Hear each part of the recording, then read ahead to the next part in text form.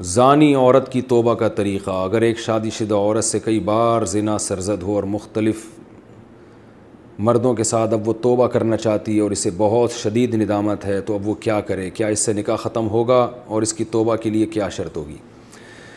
زنا بہت بڑا جرم ہے. قرآن میں اللہ نے فرمایا یہ اپنی خواہش پوری کرنے کا بہت برا راستہ، اور کنواری لڑکی کا زنا کرنا بہت بڑا جرم، شادی شدہ کا تو اور بھی بڑا جرم، اور مرد کا زنا کرنا بھی بہت بڑا جرم، عورت کا زنا کرنا اس سے بھی بڑا جرم ہے. تبھی اللہ نے جب زانی کی سزا بیان کی ہے نا، تو عورت کا ذکر پہلے کیا.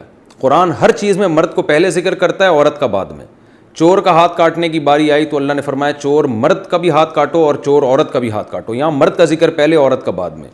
لیکن زنا کی جہاں بات آئی، اللہ نے فرمایا زانیۃ والزانی فجلدوا کل واحد منہما مئۃ جلدہ. زنا کرنے والی عورت کو بھی 100 کوڑے مارو اور مرد کو بھی. تو یہاں عورت کا ذکر پہلے اس لیے کیا کہ عورت میں زنا کی رغبت کم ہوتی ہے اور اس میں حیا بھی ہوتی ہے، اس کے باوجود اس کا زنا کرنا یہ بہت بڑا جرم ہے. مرد کا بھی زنا کرنا بہت بڑا جرم ہے. سزا اللہ نے دونوں کی ایک رکھی ہے، لیکن حقیقت میں یہ فرق ہے ان میں، یعنی عملی طور پر دونوں کی جرم میں فرق ہے.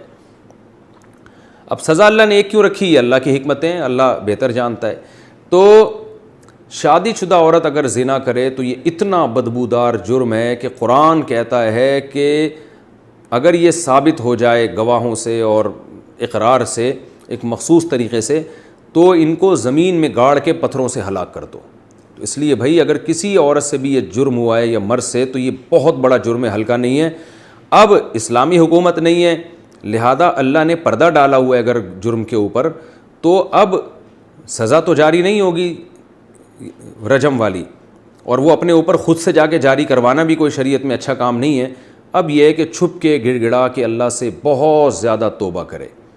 اللہ غفور الرحیم ہے، بڑے بڑے گناہوں کو معاف کر دیتا ہے. اور آئندہ کے لیے ولا تقربوا الزنا، قرآن کہتا ہے ایسے کام بھی مت کرو کہ زنا کی طرف تمہاری رغبت ہو. تو اس خاتون کو چاہیے کہ خوب گڑ گڑائے اللہ سے اور کچھ صدقہ خیرات بھی کرے، اور دوبارہ من تاب وآمن وعمل عملا صالحا، جیسے اللہ نے سورہ فرقان میں فرمایا جو توبہ کر لے گا اور اپنے عقیدے کو مضبوط کر لے گا اور آئندہ نیک اعمال اختیار کر لے گا، تو اللہ اس کے گناہوں کو معاف کر دے گا.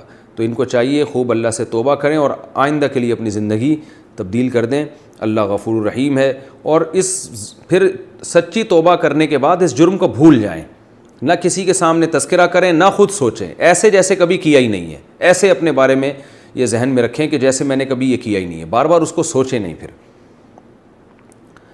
ناجائز تعلقات میں لیے گئے تحفے کا حکم. اگر کسی کا ناجائز ریلیشن ہو اور محبت میں تحفے کا لین دین ہو، تو کیا اب ان تحفوں کا حکم کیا ہوگا؟ کیا وہ واپس کرنا ضروری ہیں؟ اگر اب اس بندے سے رابطہ نہیں ہے تو کیا اس سے رابطہ کر کے اسے سارے تحفے واپس کیے جائیں یا اس کی قیمت واپس لی جائے، یا اس کی قیمت واپس کی جائے؟ اس بارے میں رہنمائی فرمائیں. دیکھیں اگر کسی سے خدا نخواستہ ناجائز تعلق تھا تو اس نے جو گفٹ اس تعلق کو پیدا کرنے کے لیے دیے ہیں، یعنی کسی نے کسی عورت کو گفٹ دیے، نیت اس کی یہ تھی کہ تاکہ اس گفٹ سے یہ میرے ساتھ ناجائز تعلق رکھے، اور خاتون نے بھی لیے اسی نیت سے کہ بھئی میں اس لیے لے رہی ہوں تاکہ میں اس کی خواہش پوری کروں، اس کے ساتھ ناجائز تعلق رکھوں، تو پھر تو یہ گفٹ کا لین دین بالکل حرام تھا اور اس خاتون کے لیے اس گفٹ کا استعمال جائز نہیں ہے. اس کو صدقہ کر دیں وہ، یا اس گفٹ کو یا اس کی قیمت کو. لیکن اگر ایسا نہیں تھا، گفٹ کی بیس یہ نہیں تھی کہ یہ تعلق برقرار رہے، تو ناجائز تعلق تو برا ہے لیکن گفٹ اس بیس پہ نہیں دیا گیا تھا، تو پھر اس گفٹ کا جو لینا ہے وہ گفٹ حرام نہیں ہوگا. ہاں یہ ضرور کہیں گے ناپسندیدہ ہے، نامناسب ہے. بہتر تو یہی ہے کہ اس کو بھی گفٹ یعنی اس کو بھی صدقہ کر دیا جائے، لیکن اس کا صدقہ کرنا پھر لازم نہیں ہے.